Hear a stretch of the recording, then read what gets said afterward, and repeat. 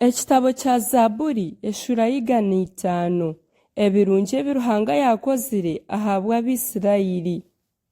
Musiime Mukama, mulangane izina rye, mumanyise ebi yakozire omu mahanga. Mumweshongorere, mweshongore eby'okumuhimbisa, mugambire abantu eby'emirimo ye yoona ey'okutangaza. Mwesiime ahabw'izina rye ririkwera, emitima y'abarikusherura Mukama eshemererwe. Musherure Mukama n'amaani ge, mwetenje okuguma omu maisho g'obutoosha. Mwijuke emirimo ye ey'okutangaza, n'ebitakareebwaga ebi yakozire, n'emanja ezi yacwire, imwe ab'oruzaaro rw'omwiru we Aburahamu, abaana ba Yakobo abu yatooriine. Niwe Mukama Ruhanga wiitu, emicwere ye eri omu nsi yoona.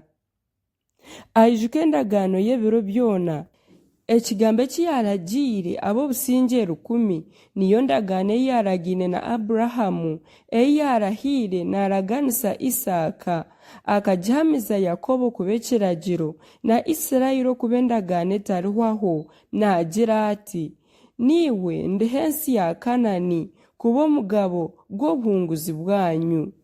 Oba abaire bakiri bake, ego bake munonga kandi abashuhuki omu nsi egyo, nibazengyerera omu mahanga gatari gamwe, okuruga omu bugabe bumwe okuza omu bundi, tarikirize muntu weena kubakora kubi, akatiisa abagabe aha bwabo, nagira ati: mutakora aha bunashukireho amajuta, n'obu kwakuba okukora kubi baana bibanje. Obu yayeta enjara ekateera ensi egyo, akahendera kimwe enkono ei babaire beesigire nibyo byokurya byabo. Akashangwa yatumira omuntu kubabandizayo, niwe Yozefu owaguzirwe kuba omuhuuku. Ebigyere bye babisasa n'emihama, bamubohesa enjegyere z'ebyoma. Ekigambo kya Mukama kikaguma nikimugyeza okwisya obu eki yagambire kyabiireho. Omugabe yatuma, bamubohorora. Omutegyeki w'amahanga yamurekura, yamuhindura omukuru w'eka ye, kandi omutegyeki w'ebintu bye byona, okuboha abanyiginya be nk'oku arikwenda, n'okwegyesa abakuru b'obwengye. Bwanyuma Isirayiri ija omuri Misiri, Yakobo yashuhukira omu nsi ya Hamu. Mukama yakanyisa abantu be munonga, yabahindura ab'amaani okukira abazigu baabo. Yahindura emitima yabo kwanga abantu be, n'okugira obwengye bw'okutwaza kuba abiiru be. Yatuma Musa omwiru we na Alooni ou yatooriine, bakora obumanyiso bwe muri bo n'eby'okutangaza omu nsi ya Hamu. Yareeta omwirima gwashweka ensi ngu bareke kugomera ekigambo kye. Yahindura amaizi gaba eshagama, yita ebyenyanja byabo. Ensi yabo yijura ebikere byaza n'omu bishengye by'abagabe baabo.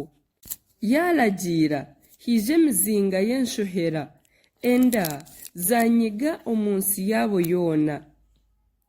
Omu mwanya gw'enjura yabagwisiza orubaare, n'emirabyo yatyankana omu nsi yabo.